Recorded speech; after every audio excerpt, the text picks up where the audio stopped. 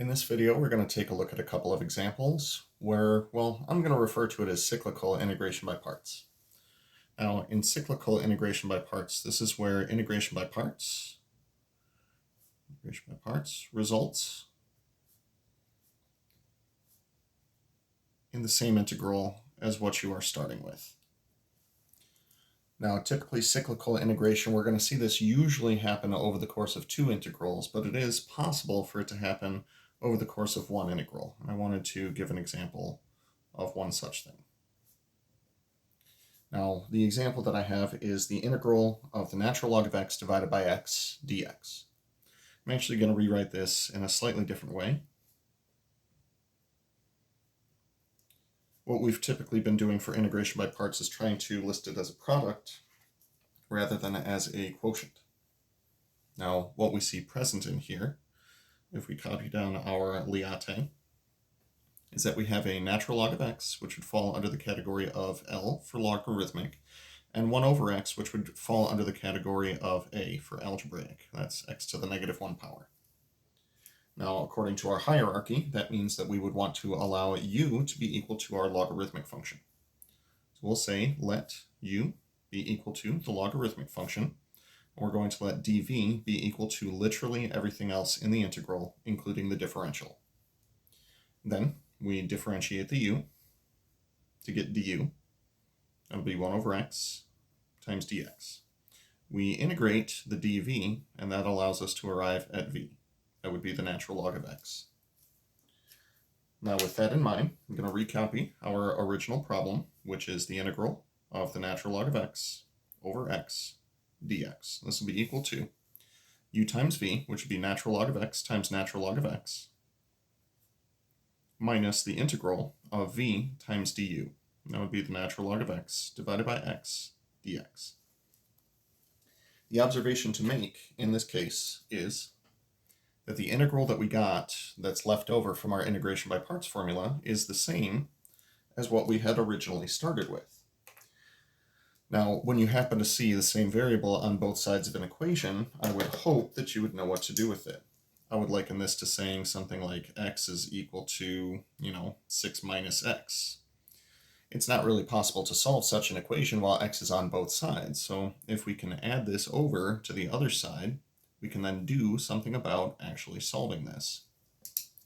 So that's precisely what I'm going to do with this integral. I'm going to add the integral of the natural log of x over x dx to both sides. Now, on occasion, what I'll see some professors do is they'll substitute it as a variable, like capital I, to represent an integral. So what we wind up with is 2 times the integral of the natural log of x over x dx is equal to the natural log of x quantity squared. Now, with that in mind, to finish actually solving for this integral, we would take half of both sides.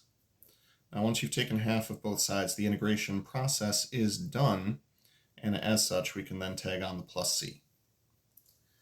Now, I am very aware that there is a much more straightforward way to evaluate this integral, which is that if we had just let u be equal to the natural log of x in the first place, then du would have been 1 over x dx, which could have been eaten up, or which could have eaten up the x from the denominator and the dx. Then we would be simply integrating u du. However, the substitution and integration by parts both give us the same result, so it's not worth expending our energy on getting upset about it. Now, one place where it's a little bit more necessary would be where we have combinations of trigonometric and exponential functions. So to give you an example of one of those, let's talk about the integral of e raised to the 3x power times the sine of 2x dx. Now again, the reason that we would want to consider doing integration by parts in this case is because if we copy down our 5-letter acronym, liate, we do have a combination of an exponential and a trigonometric. And because we have both of them, it is going to be necessary for us to do this. The one farther to the left will be our u. So we'll set this up in the following fashion. Let u be equal to, that's our trigonometric function, so sine of 2x, whatever else is present, dv, that'll go here. That'll be e to the 3x dx. Next up, we differentiate. So du will wind up being, derivative of this would be 2 times the cosine of 2x dx. The extra 2 comes from the fact that we multiply by the derivative of the inside with our chain rule. Now similarly, when we are integrating our dv to get back to v, we would want to divide by the derivative of what we see in here. This will be 1/3 of e to the 3x. No dx there. Now with those things in mind, let's go ahead and recopy our original integral and what we get from the integration by parts formula. So this is integral of u times dv is equal to u times v. I'm going to write it in the order of 1/3 e to the 3x, that's our v, times sine of 2x, that's our u, minus the integral of v times du. Now I see a 1/3 and a 2. When we multiply those together, we'll get a 2/3. We have an e to the 3x from our v. We have a cosine of 2x from our du, and we have a dx from the du as well. Now this is going to warrant using integration by parts once again. We'll sort of ignore the 2/3 for the time being since it's a constant multiple and focus on the fact that we have once again an exponential and a trigonometric. So u is going to be equal to the cosine of 2x, and dv is going to be equal to e to the 3x dx. We differentiate the u to get du, that'll be -2 sine of 2x dx. We integrate dv, that'll be 1/3 of e to the 3x. So with that in mind, recopying down this line one more time, this will be equal to 1/3 e to the 3x sine of 2x minus 2/3 times. This is where our second integration by parts is going to take over. That'll be u times v, so 1/3 e to the 3x cosine 2x minus the integral of v times du.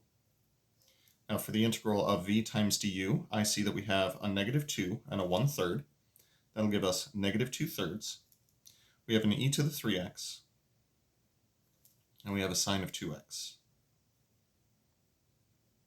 And we still have, of course, a dx in all of this.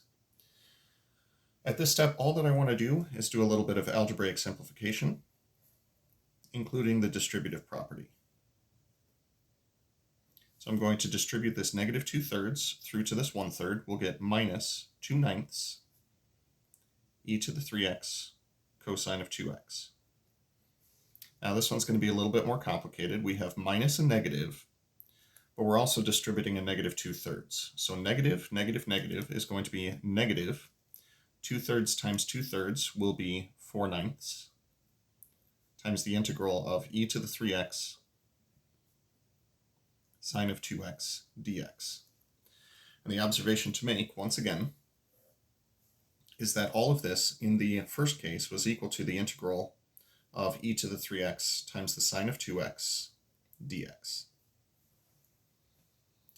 The thing to make note of here is that this integral and this integral happen to be the same integral.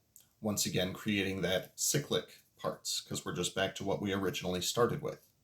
Now, because we have this integral on both sides of the equation, what I'm going to do is add 4/9 times this integral to both sides of our equation. So plus 4/9 times the integral of e to the 3x sine of 2x dx. Now, technically, these are like terms, but they don't have the same coefficient. In fact, let's get a common denominator for them. We'll call the first one 9/9 of the integral plus 4/9 of the integral is going to give us a total of 13/9 of our original integral. And that is going to be equal to the parts that are still on the right-hand side. So 1/3 of e to the 3x sine of 2x minus 2/9 e to the 3x cosine of 2x. Now for my last step, I want to isolate this integral on the left-hand side, so I'm going to multiply both sides of the integral by the reciprocal of what I see on the left-hand side. So we'll multiply by 9/13. Distributing this through, we'll get that the integral of e to the 3x times the sine of 2x dx is equal to, if I multiply 1/3 times 9/13, we can reduce the 9/3 down to 3. The denominator of 13ths sticks around. E to the 3x sine of 2x minus, and on the second fraction we can get the 9's to cancel out completely to leave us with 2/13 e to the 3x cosine of 2x. And because our integration is now done at this point, we can also tag on a plus c. Cyclical integration by parts happens very frequently when you're dealing with combinations of exponentials and trigonometric functions. Specifically, exponentials involving e raised to a power and then either the sine or the cosine. The reason this takes place is because once you differentiate your trigonometric function twice, you'll be back to the original trigonometric function just with a different sign in front of it. So yeah, happens pretty frequently for the sine and the cosine.